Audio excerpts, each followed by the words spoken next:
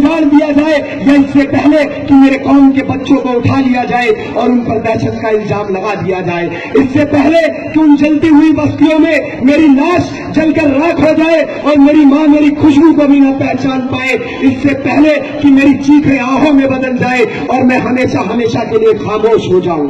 मैं एक सच बोलना चाहता हूं मेरे भाई, और सच तो ये है कि मुल्क में हर जुल्म सितम, हर नाइंसाफी के जिम्मेदार हम खुद हैं। सच तो यह है कि मुल्क में गिरने वाली हर लाश, हर खून के जिम्मेदार हम खुद हैं। सच तो यह है सुहागनों के सुहाग उजड़ने का भी हिसाब हमसे मांगा जाएगा। सच तो यह है जिन माँ बहनों की अजमत लूट ली गई वो हश्र के मैदान में हमारे गिरबान को पकड़ेंगी। सच तो यह है जिन बच्चों का कत्ल उन दंगों में हुआ वो मासूम निगाहों से तुमसे हश्र के मैदान में सवाल करेंगे। सच तो यह है जिन माओं की कोखों को वीरान कर दिया गया वो माँ हश्र के मैदान में तुमसे सवाल करेंगी। सच तो यह है कि इन हालातों के जिम्मेदार हम खुद हैं, क्योंकि मेरे भाई तुम चंद पैसों के लालच में, एक बिरयानी की प्लेट के लालच में अपने वोटों को बेच देते हो।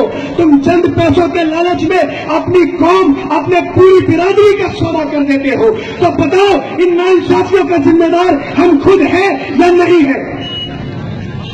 हमारे वोटों की ताकत से ये जालिम हुक्मरान इख्तियार पर आते हैं और ये हमारे साथ ही जुल्म और सितम करते हैं, नाइंसाफी करते हैं।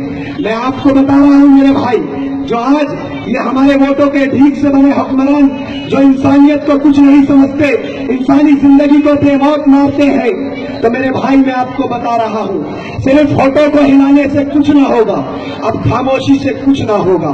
जिंदगी के लिए बेमौत मरते क्यों हो? अरे अहले ईमान हो, बातिल से डरते क्यों हो? मेरे भाई अब कहाँ महफूज हम अपने ठिकाने पे हैं? अब तो बादे अखलाक हम भी निशाने पे हैं। अब मेरे भाई एक ना हुए तो मिट जाओगे, सूखे पत्तों की तरह बिखर जाओगे। अब आपसी दुश्मनी छोड़कर उठो, इस फिरके वालियत को छोड़कर उठो।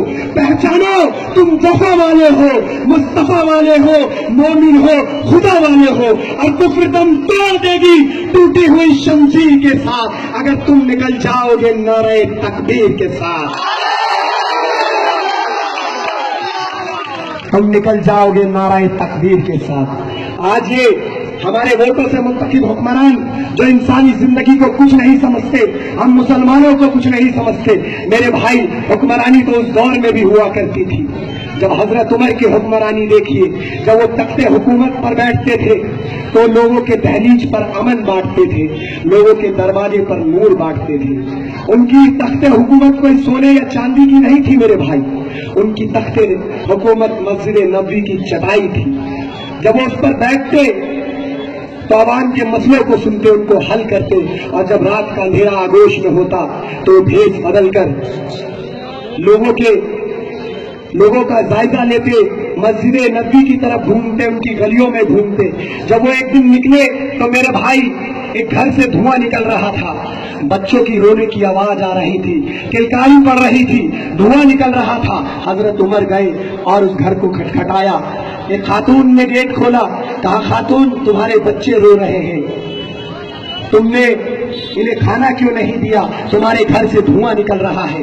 मेरे भाई उस औरत ने कहा मैं हजरत उमर को रो रही हूँ, 3 दिन से मेरे बच्चे भूखे हैं और मैं एक हंडिया चढ़ा देती हूँ चूल्हे पे, उसमें कंकड़ पत्थर डाल देती हूँ ताकि बच्चे भूख के इंतजार में और खाना पकड़े के इंतजार में सो जाएं, लेकिन ये कमबख्त बच्चे हैं कि सोते ही नहीं। हजरत उमर के पैरों के तले से जमीन खिसक जाती है, उनका दिल दहल जाता है और वो भाग कर जाते हैं और बैतुल माल में जाकर एक आटे की बोरी, घी का कनस्तर, तेल, मसाला, तमाम जरूरत की चीजें अपने कांधे पर डाल लेते हैं।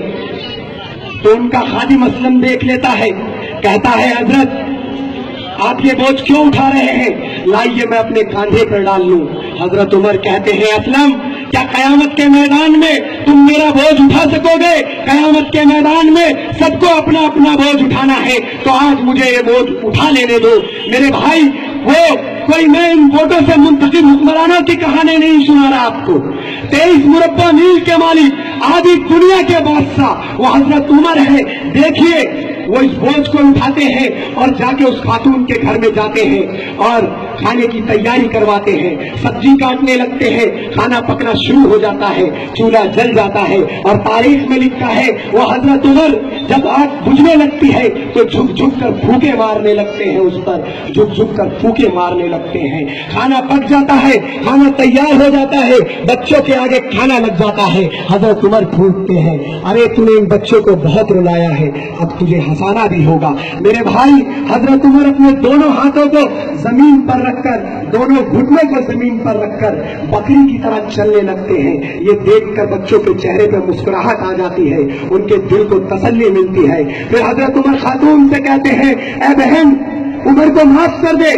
उमर को नहीं पता था ऐसा हो रहा है। वो कहती है, तू उमर की इतनी सिफारिश क्यों कर रहे हो?